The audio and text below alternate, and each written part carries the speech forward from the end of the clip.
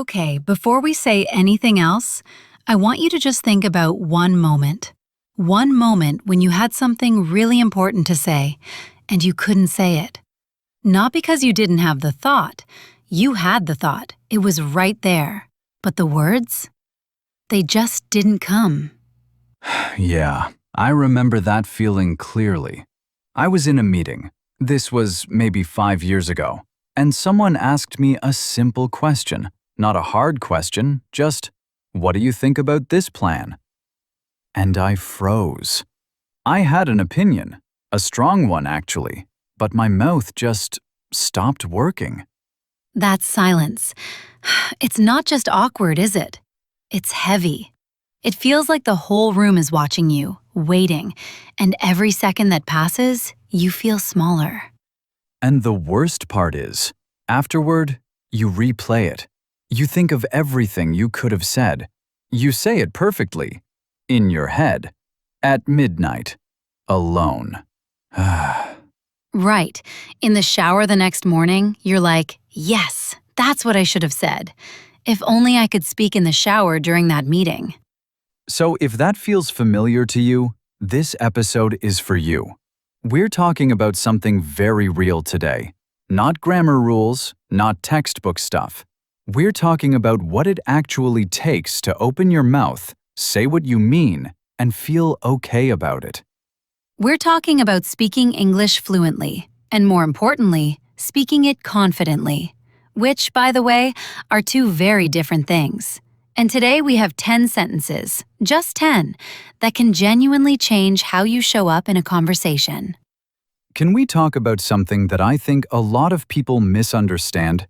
Because when most learners say they want to speak English fluently, what they actually mean is they want to sound like a native speaker. Like they want to speak without thinking, without pausing, without ever searching for a word. And that picture they have in their head? It's usually someone on TV, an actor, a news presenter, someone who has been speaking that language their entire life, in a studio with a script. Exactly. And when you compare yourself to that, of course it feels impossible. Of course you feel like you're never going to get there. But here's something I want to say clearly. Fluency doesn't mean perfect. Fluency means functional. It means you can express what you need to express. You can have a real conversation. You can make someone understand you. That's it. When I was learning, I had this teacher who told me something I didn't believe at the time. She said, "Alex, native speakers make mistakes too. They pause. They say and They repeat themselves. They forget words. The difference is they don't panic when it happens." The panic. That's the real barrier, isn't it? Not vocabulary, not grammar. The panic. I think about it like this. Imagine you're walking on a footpath. A normal footpath you've walked 100 times. You're fine. You don't think about your feet. You don't think about balance. You just walk. Now someone puts a spotlight on you and says, "Everyone is watching, don't fall." Suddenly, walking feels impossible. Oh, that's so accurate. Because nothing changed about the path. Nothing changed about your ability to walk. The only thing that changed was your awareness of being watched. And speaking English under pressure is exactly that. You know the words. You've studied. You understand when you listen. But the moment someone is looking at you, waiting for you to speak, your brain kind of short-circuits. So what we're doing today isn't about teaching you new grammar or giving you a vocabulary list. It's about giving you 10 very specific sentences, 10 patterns that work like anchors. Anchors. I like that word for it. They hold you steady in a conversation. When you feel yourself starting to drift, starting to panic, these sentences bring you back.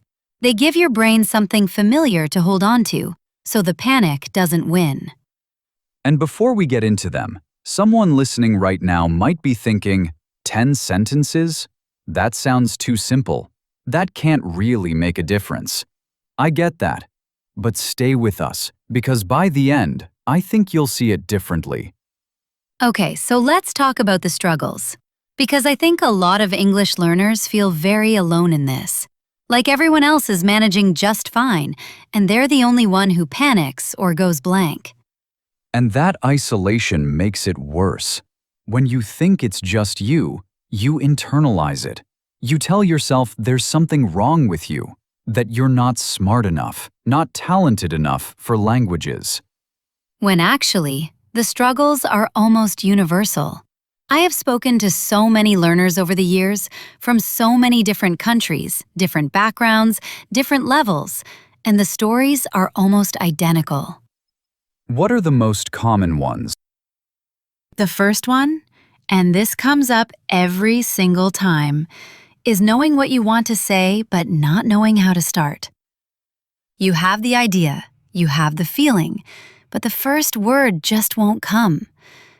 And so you stay quiet, and someone else speaks, and the moment passes. I used to call that the door problem. Like the idea is right behind the door and you just can't find the handle. That's exactly it. The second struggle is speed. Other people speak fast, and you feel like you're always 3 steps behind. By the time you've processed what they said and formed a response, the conversation has already moved on. And it's embarrassing to ask someone to repeat themselves. Or at least, it feels embarrassing, even when it really isn't. Right, because you feel like asking someone to slow down or repeat is admitting weakness, when actually, it's just communication. It's a totally normal thing to ask. The third one I see a lot is what I'd call mid-sentence panic. You start a sentence fine, and then halfway through, you realize you don't know how to finish it. And suddenly, you're stuck in the middle of a thought, everyone's looking at you, and your brain has completely emptied. Oh, that one is brutal. And what most people do in that situation is they just trail off. They let the sentence die, or they laugh awkwardly and change the subject. When actually, there are very simple ways to recover from that moment. You just need the right tools in your pocket. And that brings us to the fourth struggle, the fear of making mistakes. This is the big one, the one that prevents so many people from ever really practicing, ever really putting themselves out there. Tell me more about that one, because I think it's deeper than people realize. It goes back to how most of us learned English in school. In school, mistakes were bad. Mistakes meant a red mark on your paper. Mistakes meant your grade went down. Mistakes meant the class might laugh, or the teacher might sigh, or your parents might be disappointed. So we were trained, literally trained, to be afraid of making mistakes. And then we come into a real-life conversation and we carry all that training with us. Every potential mistake feels like a test we're about to fail. So we stay safe. We say only what we're sure about. We use simple words when we know more complex ones. We shrink. Think about a child learning to speak their first language. They say the wrong word constantly. They pronounce things incorrectly. They use completely made-up grammar. And adults around them smile. They celebrate. They gently correct and then celebrate again. Nobody looks at a 2-year-old and says, "You should be embarrassed. Your grammar is terrible." Right. So why are we so hard on ourselves as adult learners? We're doing something incredibly difficult. We're learning to express the full complexity of our thoughts and feelings in a language that isn't our first. That deserves some patience, some grace. Some grace. Yes, give yourself some grace. Okay, let's get into the sentences. All right, sentence number 1. This is for the door problem. When you have an idea, but you can't find the first word. The sentence is, "That's actually something I've been thinking about." I love this one because it's honest. You're not pretending to already have a perfect answer. You're saying, yes, this topic is real to me, I have thoughts about it. Let me take a moment to bring them forward. And what it does psychologically is it buys you about 3 to 5 seconds, without the silence feeling awkward. Because you've already signaled that a response is coming, you've opened a door. Example, someone asks, "What do you think about working from home?" Instead of panicking, you say, "That's actually something I've been thinking about." And now you have a moment to gather your thoughts and speak. Sentence 2 is for exactly that mid-sentence panic situation we talked about. The sentence, "What I'm really trying to say is..." This is a rescue sentence. When you've started a thought and it's going off the rails, this resets everything. You're telling the listener, "Okay, let me be clearer. Let me try that again." And that's not a weakness. That's actually a sign of a good communicator. Native speakers use this all the time. Politicians, professors, journalists. What I'm really trying to say is, it sounds thoughtful. It sounds intentional. Because it is intentional. You're taking control of the conversation instead of letting the panic take control. Sentence 3. Give me a second. I want to make sure I say this right. This one changed something for me personally. Before I knew this sentence, I would either rush and say something unclear or go completely quiet, which felt worse. But this sentence, it's honest. It's human. It says, "I care about what I'm saying to you." And it actually makes the listener more patient, more engaged, because now they know something meaningful is coming. You've created a little anticipation. Okay, sentence 4 is one I think people need very much. I want to make sure I understood you. Could you say that one more time? Notice the structure here. You're not saying, "What?" or "Huh?" You're showing the other person that you want to understand them correctly. You're framing it as respect, not confusion. And that framing matters. When you phrase it this way, the other person doesn't just repeat. They also often rephrase and slow down, which gives you even more to work with. Sentence 5. I think you're right, and I'd add that. This is so useful in group conversations and meetings because it shows two things at once. You are actually listening, and you have something to contribute. It's collaborative, not competitive. And it's a great way to enter a conversation that's already happening. You don't need to interrupt or fight for space. You just wait for a natural pause and offer this sentence. Now, this one is important because a lot of learners just don't disagree, even when they want to, even when they should. Sentence 6.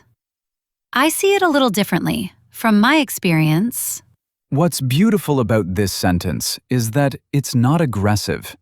It doesn't say, "You're wrong." It says, "Here is my perspective, from where I stand." and adding "from my experience" grounds it in something personal. It's your lived reality, and that's hard to argue with. Sentence 7. Just to make sure we're on the same page, you mean.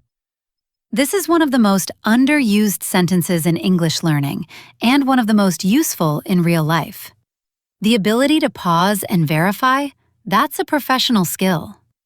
It also protects you from nodding along and pretending you understood something when you didn't, which is a trap so many learners fall into. The fake nod, the yes, yes, yes, when you have absolutely no idea what they just said.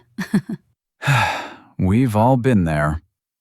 Sentence 8 is for those moments when you have an opinion, but you're not entirely sure how it will land. I might be wrong, but I feel like...